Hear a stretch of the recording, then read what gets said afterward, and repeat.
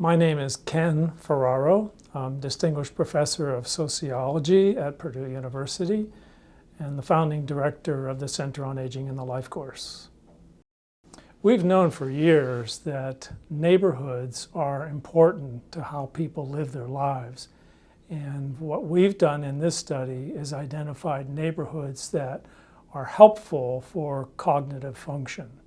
So in the research, we found that people 60 to 80 years of age who lived in a cognitively stimulating neighborhood were more likely to preserve their cognition in their later years.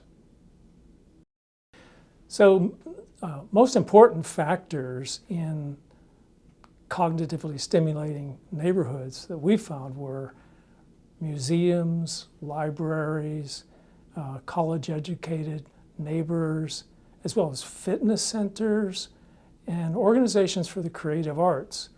So creative arts are very important, and they help people stimulate their brains in ways that are beneficial for them in later life.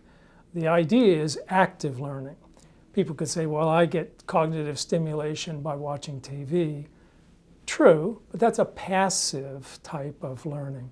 What we want to think about is cognitive challenge. So even board games or card games are beneficial. When you get a neighborhood that values and prioritizes these sorts of lectures, creative endeavors, dramatic events, those are valuable for cognition in later life. Age is important for cognitive function because a lot of people are going to lose cognitive function in later life. Specific types of cognitive function more so than others, but there's a general trend where we are going to have slower recall of events and have more difficulty recalling those. But what we find is that people who are challenged, they experience cognitive challenges, are better able to preserve their cognitive function in later life.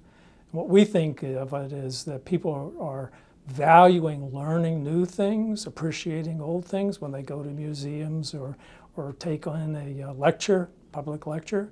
Those sorts of activities are beneficial for the older person who's consuming them.